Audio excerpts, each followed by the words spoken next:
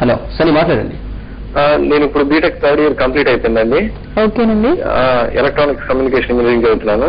Okay. నేను UK వెళ్ళాలి అని చెప్పేసి బాగా ఇదండి. ఓకేనండి. మాకు తెలిసిన బ్రదర్ కూడా స్కాట్లాండ్ నాపియర్ యూనివర్సిటీలో ఇన్ఫర్మేషన్ టెక్నాలజీ వల్ల చేసి అక్కడే జాబ్ కూడా వచ్చింది. ఇప్పుడు ఏదో తగ్గించారని చెప్తారు కదండి వర్క్ పర్మిట్. అంటే మాకు వీసా ఎన్ని ఇయర్స్ వరకు ఉంటుంది, అసలు అక్కడ ఈ ఎంఎస్ ప్రోగ్రామ్ అనేది ఎలా టైం పీరియడ్ ఎలా ఉంటుంది, అది ఎలా ఉండదో చెప్తారా? ఓకేనండి. ఇప్పుడు మనకి యూకే అనే కాదండి, ఏ కంట్రీకి ఇప్పుడున్న రూల్స్ మళ్ళీ ఒక 6 months తర్వాత లేకపోతే 1 year తర్వాత ఇట్ కీప్స్ ఆన్ చేంజింగ్ అనమాట. ఇప్పుడు ప్రెసెంట్ ఉన్న సిచ్యువేషన్ లో ఏంటంటే అది వరకు యూకేలో 1 year కోర్స్ చేస్తే 2 years వర్క్ పర్మిట్ అనేది ఇచ్చేవాళ్ళు. ఇప్పుడు 1 year చేస్తే వర్క్ పర్మిట్ అనేది లేదు. అందుకని స్టూడెంట్స్ అందరికీ ఏంటంటే యూకే వెళ్తే 1 year లో జాబ్ రాకపోతే ఏంటి అనే భయం ఎక్కువగా ఉండి స్టూడెంట్స్ ఎక్కువ ఇంట్రెస్ట్ చూపించట్లేదు యూకేకి. బట్ యూకేకి 1 or 2 యూనివర్సిటీస్ ఉన్నాయండి మనకి యూకేలో. ఆ యూనివర్సిటీస్ లో ఏంటంటే మీకు ఇంటర్న్షిప్ ప్రోగ్రామ్స్ ఉంటాయి. 1 year కోర్స్ అయిపోయిన తర్వాత మీకు 6 months అని 1 year అని ఇట్లా ఇంటర్న్షిప్స్ ప్రోగ్రామ్స్ ఉంటాయి అనమాట. దీనివల్ల మనకి పేమెంట్ అనేది ఉంటుంది, ప్లస్ 100% జాబ్ ఆపర్చునిటీ ఉంటుంది, ప్లస్ అయిపోయిన తర్వాత వీసా డ్యూరేషన్ అనేది ఎక్కువ ఉంటుంది అనమాట. ఇట్లాంటి యూనివర్సిటీకి వెళ్తే మీకు ఇనిషియల్ గానే 2 to 3 years వీసా డ్యూరేషన్ వచ్చే ఛాన్సెస్ ఉంటాయి. 1 year మీరు స్టడీ చేసుకున్నా దాని తర్వాత 2 years మీకు టైం ఉంటుంది మంచి జాబ్ సర్చ్ చేసుకోవడానికి. ప్లస్ మీకు యూకేలో వచ్చేటప్పటికి మాస్టర్స్ అనేది ఓన్లీ 1 year ఉంటుంది అనమాట. మిగతా అన్ని కంట్రీస్ లో 2 years ఉంటుంది, ఓన్లీ యూకే ఒక్క దాంట్లో 1 year ఉంటుంది. 1 year లో కూడా మీకు ఫీజు అనేది చాలా తక్కువ కంప్లీట్ చేసుకోవచ్చు, 6 to 7 lakhs ఉంటుంది, where you can pay it in installments. Plus మీరు పార్ట్ టైమ్స్ కూడా చేసుకోవచ్చు, 20 hours per week చేసుకోవచ్చు. 1 hour కి ఫ్రమ్ £60 to even £10 దాకా కూడా మీకు పేమెంట్ అనేది వస్తుంది. ఇట్ డిపెండ్స్, మంచి యూనివర్సిటీ సెలెక్ట్ చేసుకుని వెళ్ళండి. మంచి యూనివర్సిటీ సెలెక్ట్ చేసుకున్నప్పుడు మీకు ప్లేస్మెంట్స్ అనేవి ఉంటాయి అలాంటి యూనివర్సిటీస్కి వెళ్తే. ఇంకా మీరు యూనివర్సిటీస్ ఈ 2-3 యూనివర్సిటీస్ ఏంటి ఇవన్నీ కనుక్కోవడానికి మీ గుంటూరు ఆఫీస్కి వెళ్ళి కలవండి, వాళ్ళు మీకు యూనివర్సిటీస్ పేర్లు ఇవన్నీ చెప్తారు. మరో కాలర్ విజయవాడ నుంచి రవితేజ. రవితేజ హలో. హలో రవితేజ మాట్లాడండి. మేడం నేను థర్డ్ ఇయర్ బీటెక్ మెకానికల్ అండి. ఓకేనండి. నేను జిఆర్ఏ రాద్దాం అనుకుంటున్నాను ఈ ఇయర్. ఓకే. ఎప్పుడు రాయేస్తే మంచిది? నేనంటే పాస్పోర్ట్ కి అప్లై చేశాను, అది ఇంకా రాలేదు. ఓకేనండి. 1 month పడుతుంది అది రావడానికి. మీరు జిఆర్ఈ IELTS TOEFL అనేవి ఇప్పుడు మీకు ఎగ్జామ్స్ అయిపోయినాయి కాబట్టి దిస్ ఇస్ ఐడియల్ టైం అండి టు టేక్ దిస్ 2 exams. ఇప్పుడు ఒక 45 days ఉంటుంది అనమాట. జిఆర్ఈ ఒక 45 days ఉంటుంది, IELTS ఒక 45 days కోచింగ్ ఉంటుంది. ఇప్పుడు కోచింగ్ తీసుకొని మీ పాస్పోర్ట్ రావడానికి ఎట్లాగో మీకు 1 month టైం పడుతుంది కాబట్టి ఈ 1 month మీరు కోచింగ్ అనేది కంప్లీట్ చేసుకోవచ్చు. ఈ 1 month కంప్లీట్ అయిపోయినాక పాస్పోర్ట్ వచ్చినాక you can book the slots and you can write the exam. మీకు వన్స్ ఆ ఎగ్జామ్ రేపు జూలై కానీ ఆగస్ట్ కానీ ఎగ్జామ్ ఇచ్చేసారు అంటే మీకు December is ideal time to apply for USA universities అండి. ఇప్పుడు తీసుకోవడం కరెక్ట్. ఇన్ కేస్ మీకు కుదిరితే హైదరాబాద్ వచ్చి మా కన్సల్టెన్సీలో కోచింగ్ తీసుకోండి, లేదు అనుకుంటే దగ్గరలో ఉన్న విజయవాడ బ్రాంచ్కి వెళ్ళి అప్రోచ్ అవ్వండి. మీరు ఇంకా కోర్స్ డీటెయిల్స్ లైక్ ఎట్లా ఉంటుంది, కోర్స్ ప్యాటర్న్ ఎట్లా ఉంటుంది, ఇవన్నీ మీకు డీటెయిల్ గా ఎక్స్ప్లెయిన్ చేస్తారు. మరో కాలర్ హైదరాబాద్ నుంచి వెంకట్. వెంకట్ హలో. హలో వెంకట్ చెప్పండి. మేడం నమస్తే. మేడం నమస్తే. నాకు యూనివర్సిటీ ఆఫ్ కాలిఫోర్నియా వచ్చిందండి సీటు. ఓకేనండి. అందులో వీసా సక్సెస్ రేట్ ఎప్పుడు ఉందండి? ఈ మంత్ ఎండింగ్ నేను వీసాకి వెళ్దాం అనుకుంటున్నాను, ఎలా ఉంటుంది మేడం? ఈ మంత్ ఎండింగ్ లో వీసా స్లాట్స్ ఉన్నాయండి, వీసా బుక్ చేసుకుని వెళ్ళండి. మీకు వీసా సక్సెస్ రేట్ అనేది చాలా ఎక్కువ ఉంది ఈ మంత్ లో.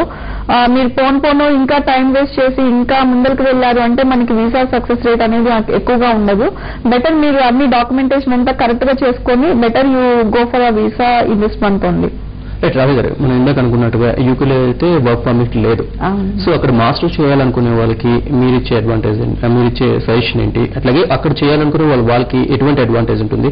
ముఖ్యంగా మీరు అంటున్నారు ఎవ్రీ 6 months వాళ్ళ రూల్స్ కూడా చేంజ్ అవుతూ ఉంటాయి. సో ఆ చేంజ్ అవడం వల్ల విద్యార్థులకి ఏమైనా ఉపయోగం ఉందంటారా? చేంజెస్ ఎప్పుడు జరుగుతూనే ఉంటాయండి. కొన్ని అడ్వాంటేజెస్ జరుగుతూ ఉంటాయి, కొన్ని డిసడ్వాంటేజెస్ జరుగుతూ ఉంటాయి. లాస్ట్ ఇయర్ దాకా యూకేకి వెళ్ళిన ప్రతి స్టూడెంట్ కి they have 2 years of work permit అనమాట. 1 year స్టడీ చేసుకున్నాక తర్వాత 2 years they have time to search for a job. But now ఈ సిచ్యువేషన్ లో ఏంటి అంటే 1 year కోర్స్ కంప్లీట్ అయిపోయినాక the student is not getting any work permits అనమాట. So extra మీకు 3 months or 4 months టైం ఉంటుంది. ఆ 3 or 4 months టైంలోనే we have to search for a job. In case A job లేదు అనుకోండి, we have to come back. అంటే అంత amount పెట్టుకొని మనం బయటకు వెళ్ళినప్పుడు డెఫినెట్ గా స్టూడెంట్స్ పేరెంట్స్ ఏమైనా ఎక్స్పెక్ట్ చేస్తారంటే they should earn some good amount of money. ఆ స్కోప్ లేనప్పుడు వెళ్ళటం వేస్ట్ అనే థాట్ అయితే ఇప్పుడు చాలా మంది స్టూడెంట్స్ కి వచ్చింది. బట్ అలా అనుకోవటం కన్నా కొన్ని లిమిటెడ్ యూనివర్సిటీస్ ఉన్నాయన్నమాట. మనకి ప్లేస్మెంట్స్ 100% ప్లేస్మెంట్స్ వచ్చేవి, లేకపోతే గ్యారంటీ ఇంటర్న్షిప్స్ ఉన్నవి మనకి ఎక్కువ కొన్ని యూనివర్సిటీస్ ఉన్నాయి. సో అలాంటి యూనివర్సిటీస్ చూస్ చేసుకొని వెళ్తే స్టూడెంట్స్ కి అడ్వాంటేజ్ ఉంటుంది అనమాట. యూకే వెళ్ళాలనుకున్న వాళ్ళు ఈ యూనివర్సిటీకి వెళ్తే మనకి 3 years వీసా డ్యూరేషన్ వస్తుంది. 1 year కోర్స్ పోనీ you will have extra 2 years of time. మనకి వాళ్ళు వర్క్ పర్మిట్ ఇవ్వనియండి ఇవ్వకపోనియండి మనకి ఎక్కువ టైం అనేది ఉంటుంది to search for a job. So అలాంటి చూస్ చేసుకుంటే స్టూడెంట్స్ కి బెనిఫిషియల్ గా ఉంటుంది. అయితే దీనికోసం ఒకవేళ ఆస్ట్రేలియా వెళ్ళాలనుకునే వాళ్ళకి అంటే అక్కడ ఆల్రెడీ వర్కింగ్ రూల్స్ అవి చేంజ్ అయ్యాయి కాబట్టి వాళ్ళకి ఏమైనా అడ్వాంటేజ్ ఉందంటారు? ఇప్పుడు ఆస్ట్రేలియా రూల్స్ వచ్చేప్పుడు మన స్టూడెంట్స్ చాలా బెనిఫిషియల్ ఉన్నాయండి, చాలా అడ్వాంటేజెస్ అన్నమాట. ఇప్పుడు రేపు జూలై ఆర్ సెప్టెంబర్ ఇంటెక్స్ కి వెళ్లే వాళ్ళకి మనకి స్ట్రీమ్ లైన్ వీసా ప్రాసెసింగ్ అనేది కొత్తగా ఇంట్రడ్యూస్ చేశారనమాట. అది వరకు మన ఇండియా వచ్చేటప్పటికి లెవెల్ 4 అంటే హైలీ రిస్కీ కంట్రీ ఉండేది ఆస్ట్రేలియా పాయింట్ ఆఫ్ వ్యూలో. ఇప్పుడు మాస్టర్స్ ఆర్ బ్యాచిలర్స్ కి వెళ్లే వాళ్ళని లెవెల్ 1 కి చేశారంటే లో రిస్కీ కంట్రీ. మనం చూపించాల్సిన ఎవిడెంటరీ డాక్యుమెంట్స్ అనేవి చాలా తగ్గిపోయినాయి ఇప్పుడు. అండ్ వీసా సక్సెస్ రేట్ కూడా ఆల్మోస్ట్ 100% అనే చెప్పుకోవచ్చు. లాస్ట్ 2 years కి ముందలా ఉన్న సిచ్యువేషన్ ఇప్పుడు మళ్ళీ ఉంది. లాస్ట్ 2 years దాకా స్టూడెంట్స్ ఎవరు ఇంట్రెస్ట్ చూపించలేదు ఆస్ట్రేలియాకి. But now many students are coming forward to go Australia. And Australia is more encouraging ఆ స్టూడెంట్స్ బై గివింగ్ 2 years అనేది టెంపరరీ రెసిడెన్సీ అనేది ఇస్తుంది. 2 years కోర్స్ ఉంటుంది ప్లస్ 2 years టెంపరరీ రెసిడెన్సీ ఉంటుంది. ఈ 4 years అయిపోయినాక the students have option to apply for PR also, permanent residency కూడా apply చేసుకోవచ్చు. కమింగ్ టు న్యూజిలాండ్ వస్తే, న్యూజిలాండ్ విషయానికి వస్తే అక్కడ ఉండే బెనిఫిట్స్ ఏ విధంగా ఉన్నాయి? న్యూజిలాండ్ వచ్చేప్పటికి మనకి మేజర్ బెనిఫిట్ వచ్చేప్పటికి PR అండి. PR వచ్చేప్పటికి మనకి ఈజీగా వచ్చే కంట్రీస్ అంటే number 1 New Zealand and number 2 is Canada. ఈ తర్వాతే ఆస్ట్రేలియా, మిగతా కంట్రీస్ అన్ని ఉంటాయి. న్యూజిలాండ్ ఎవరు వెళ్ళాలనుకుంటే షార్ట్ టర్మ్ కోర్స్ కి అయితే ఎవరైతే వెళ్ళాలనుకుంటారో 1 year కోర్స్ కి 2 year course with very limited amount of money, ఆ తర్వాత సెటిల్మెంట్ వైజ్ అయితే ఎవరైతే చూసుకుంటారో వాళ్ళు డెఫినెట్ గా న్యూజిలాండ్ చూస్ చేసుకోవచ్చు. న్యూజిలాండ్ లో పే ఆఫ్టర్ వీసా ఉంది. సో దీనివల్ల ఇవన్నీ స్టూడెంట్ కి అడ్వాంటేజెస్ అన్నమాట అప్లై చేసుకునే వాళ్ళకి. ఏంటంటే స్టూడెంట్స్ ట్రైనింగ్ కానీ లేకపోతే కన్సల్టెన్సీ కానీ చూస్ చేసుకునేటప్పుడు వాళ్ళు ఎటువంటి జాగ్రత్తలు తీసుకోవాలంటారు? ఏదైనా చూస్ చేసుకునేటప్పుడు ఇప్పుడు కోచింగ్ వైజ్ చూస్ చేసుకోండి. డెమో క్లాస్ ఒకరి చేత అటెండ్ చేపిస్తారు, తర్వాత క్లాసెస్ చెప్పే వాళ్ళు వేరే ఉంటారు. సో అవన్నీ మనం జాగ్రత్తగా గమనించుకోవాలండి. ఇప్పుడు మా కన్సల్టెన్సీ తీసుకుంటే we have 30 years of experience faculty అనమాట. పియర్సన్ ఎగ్జామ్స్ కి ఆథర్ చేసిన వాళ్ళు మా కోచింగ్ లో దే విల్ టీచ్ యూ. ఇలాంటి వాళ్ళ చేత కోర్స్ డిజైన్ చేయడం వల్ల మీకు ప్రాక్టీస్ మెటీరియల్ చాలా డిఫికల్ట్ గా ఉంటుంది, ఎగ్జామ్ చాలా ఈజీగా ఉంటుంది. ఇట్లాంటివన్నీ చూస్ చేసుకోవాలండి. ప్లస్ మాకున్న ఎక్స్ట్రా క్వాలిటీ ఏంటంటే మనకి free IELTS and TOEFL coaching ఉంది మా రిజిస్టర్డ్ స్టూడెంట్స్ కి. సో ఇలాంటి కన్సల్టెన్సీ చూస్ చేసుకోవాలి. ప్లస్ కన్సల్టింగ్ కి వెళ్ళినప్పుడు ఫస్ట్ టైం మనం A to Z ఇన్ఫర్మేషన్ అనేది గ్యాదర్ చేసుకోవాలండి. అంటే ఇప్పుడు చాలా మంది ఎట్లా చెప్తారంటే ఓన్లీ అడ్మిషన్ తర్వాత ఇక్కడ గైడ్ చేస్తాం, తర్వాత next point step by step guide చేస్తాం అంటారు. బట్ మన వీసా డాక్యుమెంటేషన్ ఎంత ఫైనాన్షియల్స్ చూపించుకోవాలి, ఎలా వీసాకి ఎంత ఫండింగ్ చూపించాలి, ఇదంతా మనం ముందులో తెలుసుకోవటం వల్ల మనకు స్టూడెంట్ వెల్ ఇన్ఫార్మ్డ్ గా ఉంటారు.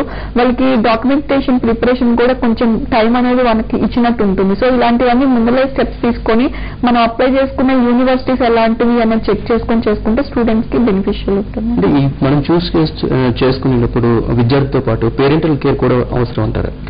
పేరెంటల్ కేర్ అవసరం ఉండదండి యాక్చువల్ గా. మెయిన్లీ కన్సల్టింగ్ వాళ్ళకే ఎక్కువ కేర్ తీసుకోవాలి యాక్చువల్ గా.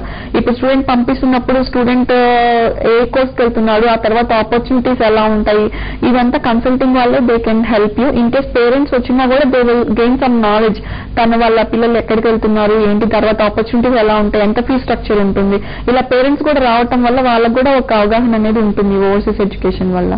ఏంటంటే ఇప్పుడు స్టూడెంట్స్ తీసుకుంటే కనుక వాళ్ళకి చాలా వరకు బ్యాక్లాగ్స్ అనేది కామన్ గా అయిపోయింది. సో దీనివల్ల ఏమైనా వీసాకి ప్రాబ్లం వచ్చే అవకాశం ఉందంటారా? వీసాకి డెఫినెట్ గా ఎఫెక్ట్ అవుతుందండి, but only for limited countries. Like USA తీసుకుంటే మనకి అండర్ 10 బ్యాక్లాగ్స్ కానీ 1 to 2 బ్యాక్లాగ్స్ కానీ ఉంటే మనకి వీసా సక్సెస్ రేట్ అనేది ఎప్పుడు ఇంక్రీజ్ అవుతుంది. వేరే ఆస్ట్రేలియా తీసుకుంటే మనకి 25 బ్యాక్లాగ్స్ కన్నా తక్కువ ఉన్న వాళ్ళు అప్లై చేసుకోవచ్చు. UK కానివ్వండి, న్యూజిలాండ్ కానివ్వండి, ఇంకా తీసుకుంటే మనకి ఎన్ నెంబర్ ఆఫ్ బ్యాక్లాగ్స్ ఉన్నాయి, it is not an matter. And కెనడాకి తీసుకుంటే 8 బ్యాక్లాగ్స్ కన్నా తక్కువ ఉండాలి. కానీ మన వీసా సక్సెస్ రేట్ అయితే ఎక్కువ పెరుగుతుంది, కానీ డిఫరెంట్ కంట్రీస్ కి మనకి యూనివర్సిటీ సెలెక్షన్ అనేది డెఫినెట్ గా బ్యాక్లాగ్స్ పైనే ఉంటుందండి. మనకి నంబర్ ఆఫ్ బ్యాక్లాగ్స్ అనేది చాలా తగ్గించుకోవాలి. అప్పుడే మనకి మంచి యూనివర్సిటీకి వెళ్తాము. మంచి యూనివర్సిటీకి వెళ్తే ప్లేస్మెంట్స్ కూడా మంచిగా ఉంటాయి. అలాగే ఇందాక మనం అనుకున్నట్టుగా అంటే ఎస్పీపీకి స్పెషల్ గా ఉన్న అడ్వాంటేజెస్ అసలు ఒకసారి క్లుప్తంగా చెప్తారు. ఎస్పీపీ అంటే కెనడాకండి. కెనడా వచ్చేటప్పటికి ఈ ప్రోగ్రామ్ లో 43 కాలేజెస్ అండ్ యూనివర్సిటీస్ పార్టిసిపేట్ చేస్తున్నాయి. ఎక్కువగా ఎస్పీపీ కాలేజెస్ ఆఫర్ చేస్తున్న ప్రోగ్రామ్స్ ఏంటంటే డిప్లొమా ప్రోగ్రామ్స్ అండి. అయితే పీజీ డిప్లొమా వెళ్ళొచ్చు బీటెక్ వాళ్ళు, లేదు ఇంటర్మీడియట్ వాళ్ళు డిప్లొమా ప్రోగ్రామ్ కి వెళ్ళొచ్చు. ఈ 2 year ప్రోగ్రామ్ కి వెళ్తే 3 years వర్క్ పర్మిట్ అనేది మీకు గ్యారంటీగా ఉంటుంది. హయ్యర్ వీసా సక్సెస్ రేట్ ఉంటుంది. ప్లస్ మనం చూపించాల్సిన డాక్యుమెంటేషన్ అనేది చాలా తగ్గిపోతుంది. ఇప్పుడు వేరే ఎస్పీపీ కాకుండా మిగతా ప్రోగ్రామ్స్ కి వెళ్తే మనకి ఫాదర్ ఐటీ రిటర్న్స్ కానివ్వండి, యాన్యువల్ ఇన్కమ్ ప్రూఫ్ కానీ ఇవన్నీ ఎక్కువ డాక్యుమెంటేషన్ వర్క్ ఉంటుంది. వేరే ఎస్పీపీలో ఉంటే అదేం ఉండదు.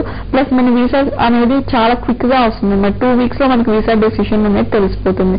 ఇవన్నీ అడ్వాంటేజెస్. కెనడా వెళ్ళాలనుకున్న వాళ్ళు డెఫినెట్ గా ఎస్పీపీ ప్రోగ్రామ్ లో ఉన్న కాలేజెస్ సెలెక్ట్ చేసుకుంటే వాళ్ళకి ఎక్కువ బెనిఫిషియల్ ఉంటుందండి. Thank you very much Rani గారు. ఇది ఇవాళ ABN Diksuchi. For more updates keep watching ABN Andhrajyothy. We report, you decide.